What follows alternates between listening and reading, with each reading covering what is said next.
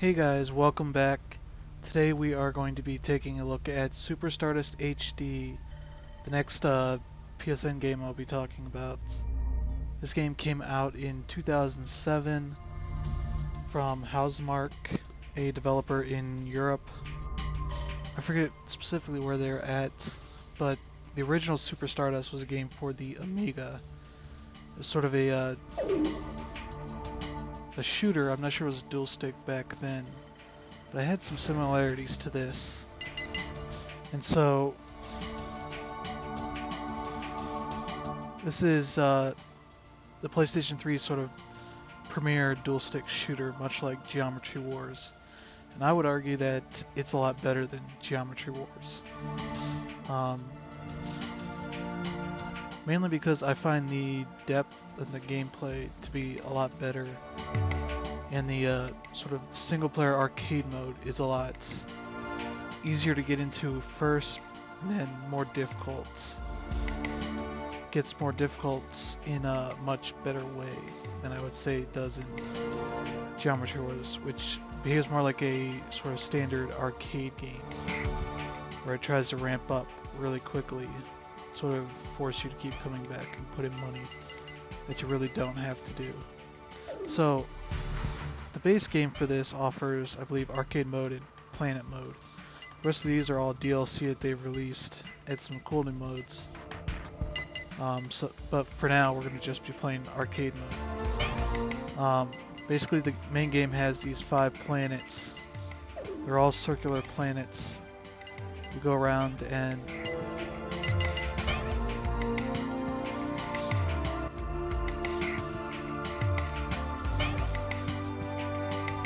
so basically you shoot the asteroids to turn them into these, they'll break up into pieces. Sometimes you'll get these sort of green asteroids, you shoot them for points. Sometimes they'll actually pop out with tokens that offer to increase your specific weapons, increase their sort of power, and other stuff like that, shields, bonus ships, but they will degrade over time. So if you get a ship token that pops out, it'll grade down to shield, to a weapon, down to points if you don't get to it quick enough. And sort of there's a rock paper scissors thing going on with the weapons. So you got your green gun, the sort of whip gold gun, and you got your ice rapid fire shooter. They all take out different types of asteroids more quickly. You can use any of them on any of them, but it's much more efficient to use them in this order that they show. So we'll get started here. So the thing that really sets it apart from Geometry Wars is that you're not confined to this little box. You got a big sort of plant to work with. You know, increase that. Got a much faster shot here, as you can tell. It's for ice. Not really that useful. I can sit there and let them turn into things I can use if I want, but right here you kind of just want to get power-ups, increase stuff just for the future. Now we got a double shot here.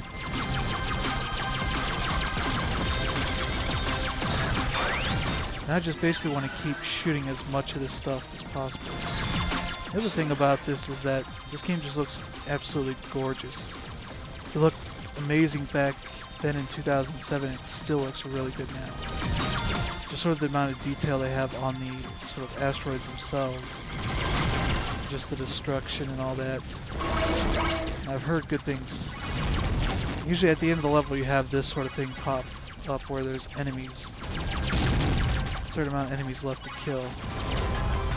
As you saw, because I had a bunch of asteroid pieces sitting around, took out like 70% of them right off in a few seconds. And so now we're in phase 1 completed.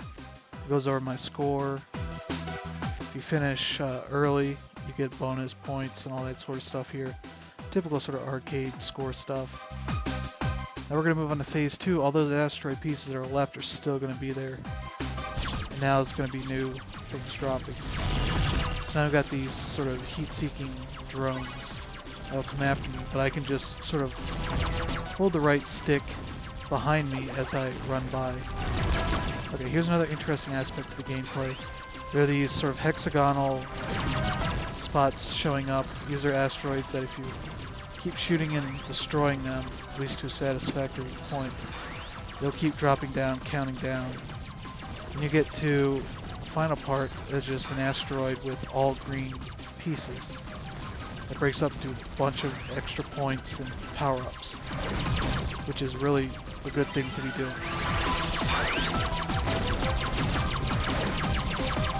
Now we're down to 4, almost got to the big green asteroid. There we go. If you get a shield, not too much there. If you get a shield while you already have one, it just causes a big explosion. Those are sort of the gas tankers. They basically they just have gas tanks on them, just potential for more stuff to get. Take them out and they can get you some more points. Sometimes power-ups like the asteroids, they're just another thing to blow up, potentially get more points or power-ups, whatever. Okay, that sound are the snake enemies. Absolutely stink. You shoot them in the head and it takes them down quicker. This is sort of a good one to run away and then shoot behind you, because they'll just follow you.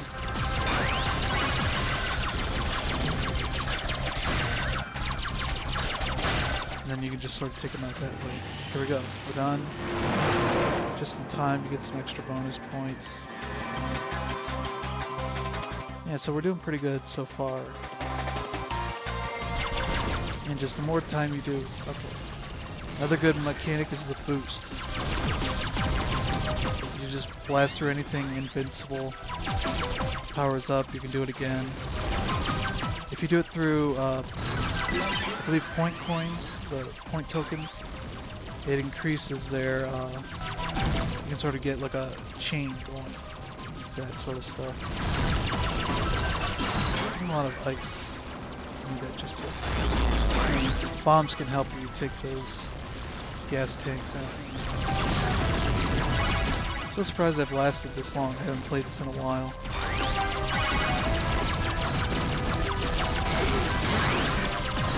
That can also be an effective way to sort of break open some of these things, some of these asteroids, if you want to do it that way.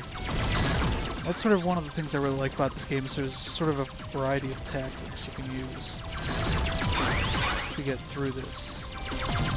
You sort of focus on just trying to break open up the bigger asteroids to get their power-up sort of stuff. Now it's just going to rain a bunch of tiny asteroids on you. Just boost right out of there and get out of there quickly. I also really like just the planet below, just being able to see that. Sort of see the different planets. There's one that looks a lot like sort of the Death Star with a big crater on it. Sort of like I forget which moon it is. Deimos on that goes around Mars, I believe. Mars or Jupiter. I forget my moons in the solar system. So now basically we want to go around and destroy as many of these asteroids as we can, because that's keeping us from progressing.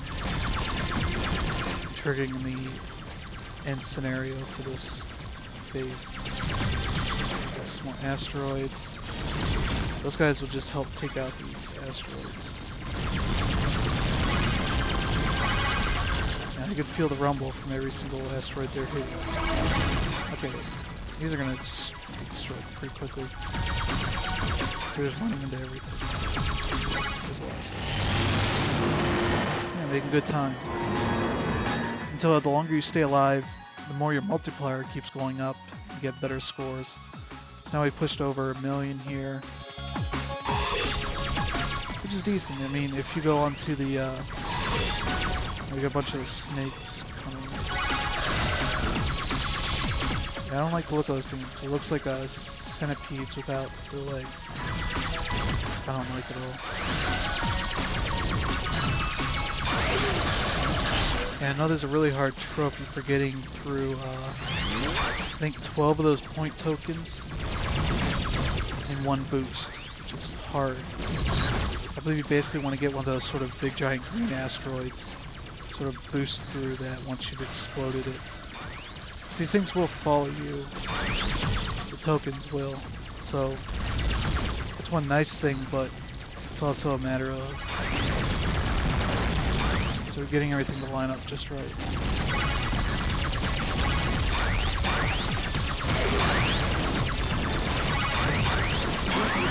So much stuff.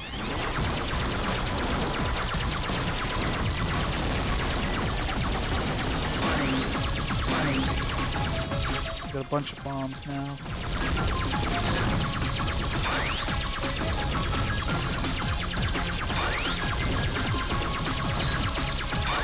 And much like in Geometry Wars, the bombs are a good way to sort of get out of tight situations. And I got 3 triple shot. Burst right out of there.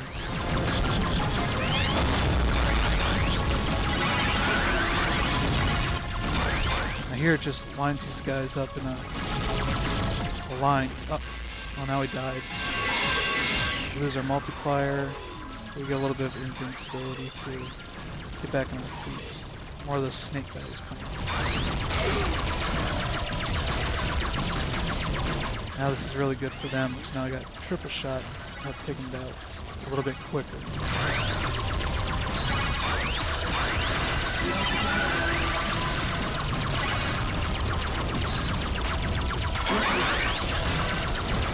Yeah, the next planet we go to will be primarily a gold one, so we want to use the whip for that. It has its own interesting sort of uses there.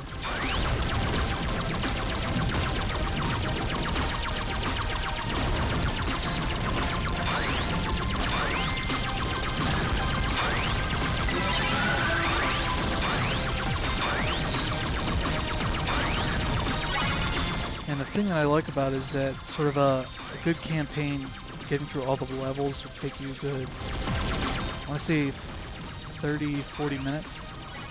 So there's about 4 or 5 phases per planet. 5 planets.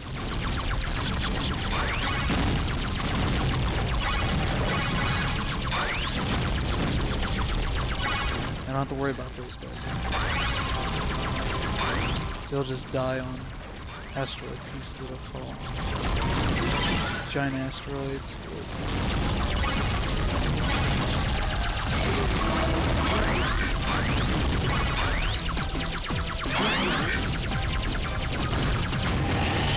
There we go.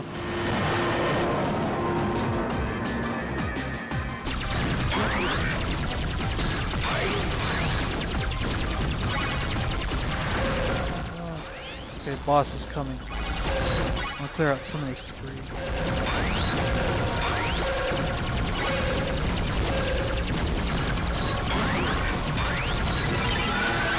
Okay, good. Okay, now these guys come after you. They pull in asteroids too.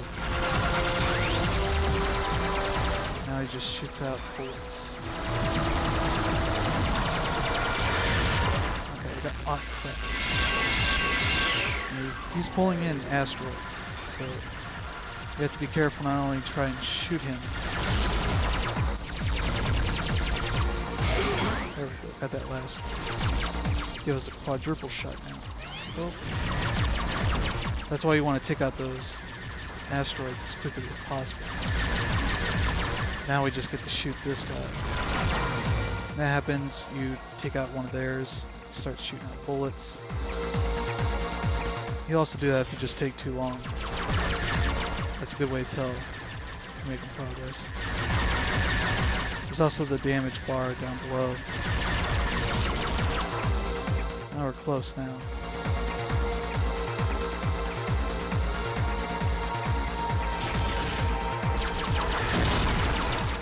took out that one. You can sort of avoid this just by going far enough away because they will disappear and spread out.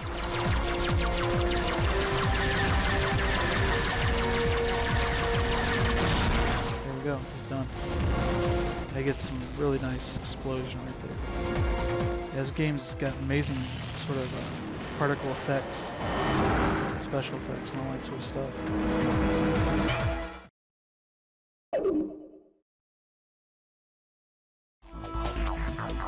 Now we're on to the next planet. This one's going to be mainly gold, so we want the gold melter whip.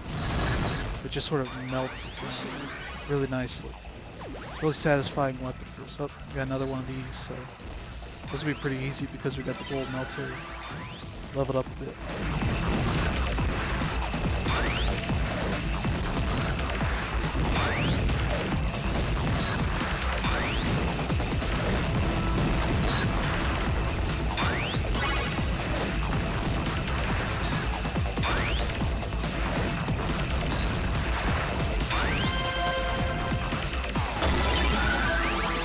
If I somehow lined it up like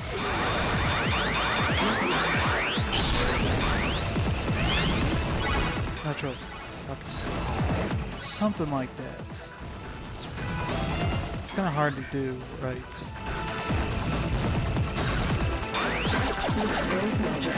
46%. Not too bad for not having used it at all. Just getting random power-ups from before. One thing that's really good here is you can do this sort of lasso circle when you get a bunch of enemies or a bunch of yeah, these guys are pretty good against this. So they'll just follow you. You want to lure them in. Bomb. Right there. Fast way to take them out. If you get lucky, you can sort of do like this. That's also a good way to sort of keep them away from you. Spread them out. Bomb.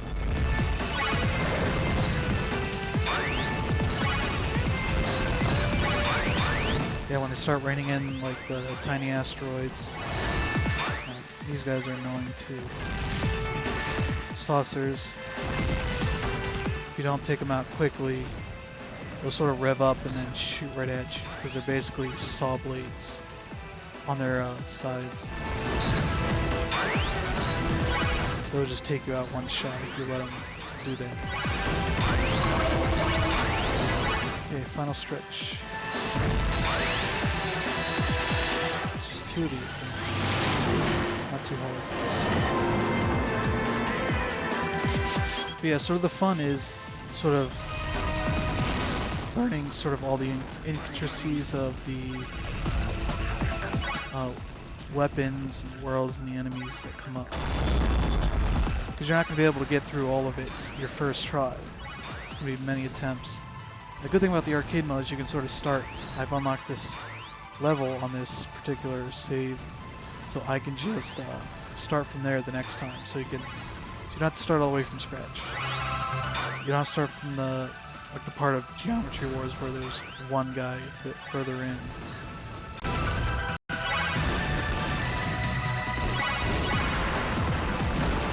Now we got all these things coming, just this lasso and we'll be safe. Now I throw on some regular rocks. So when you use the rock crusher.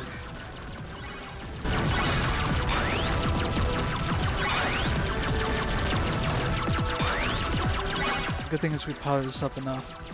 They'll tear through the gold as well. It's not going to do as well as... Yeah, basically break it up into a bunch of tiny pieces like the rock asteroids do. Yeah, not like the whip where it just sort of melts all the pieces.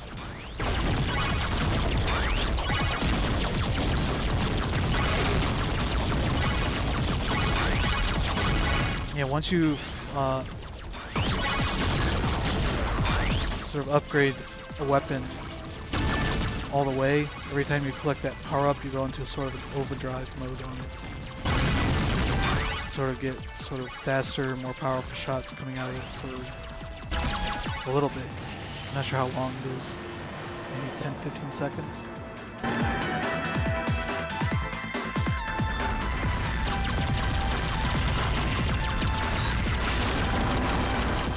Again, we got this. Switch back over. It just melts down.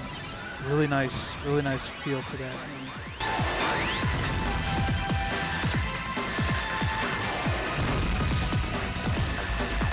They did a really good job of sort of balancing this, sort of giving the weapons the nice sort of feel. Just because we won't get to the ice planet in time, this is the ice weapon. It shoots long-range shots that sort of break right through the ice and sort of get that really well. And it's really fast too. Well, this is leveled up a bit, but still, it's pretty fast. It's really nice sort of as a sort of long-range weapon. And they build enemies specifically for that sort of weapon. This is a good weapon against these little guys. Because it's so fast they can't react to it like the slow gold melter.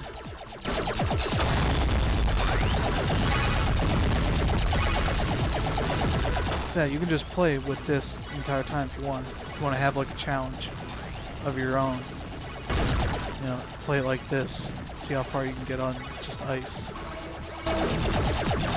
And that's sort of the fun. You can sort of figure out your own strategies if you're bored and just want to do something fun. That's sort of something you can do.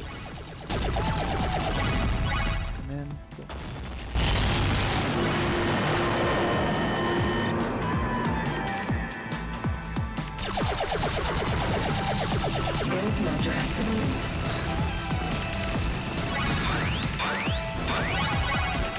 Yeah, we've already played about 20 minutes of this. We're only on the second planet. Nearing the end of the second planet. Still got 3 more to go after this. I believe it's 3 more, right? I believe that's what we saw in the menu. I forget if one of them might be DLC, but I don't think it was DLC planet.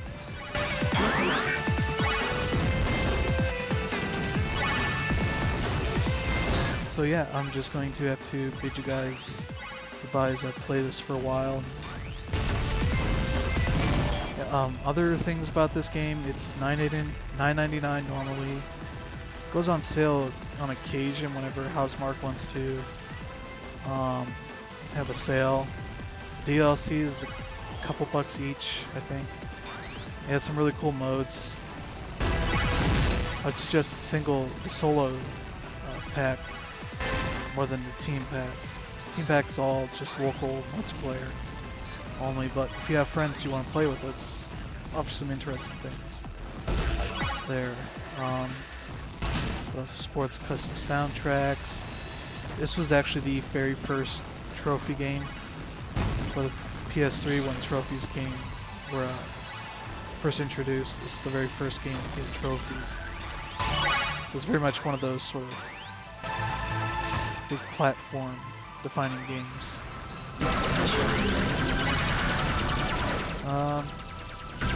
What else? I gotta say, there's a bunch of people on the leaderboards from all over the world. Lots of good scores up there, some really tough scores to beat. Yeah, if you're good at this, you'll be playing it for a while because it takes a little while to really get hard once you know what you're doing. But it'll take you a little while just to figure all of that out, see all of the enemies in the entire campaign. It's about essentially like 25 levels to it. Whether you count the boss levels is really the level. The bosses offer their own sort of difficulties. They also ported this game to the PSP's Super Stardust Portable. Basically the same game, except the camera zoomed in a bit more.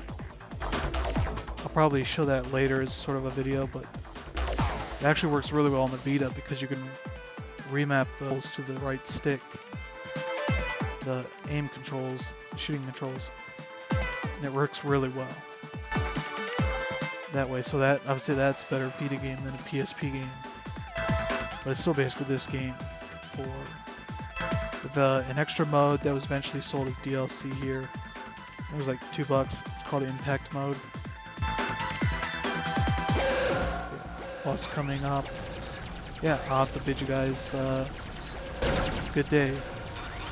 And we'll be doing another XBLA game tomorrow, and Friday will be a grab bag. So not sure how I'm going to do grab bags just yet. Yeah, this guy has two sides. That's where the gold is pretty good. He flips over, his arms come out.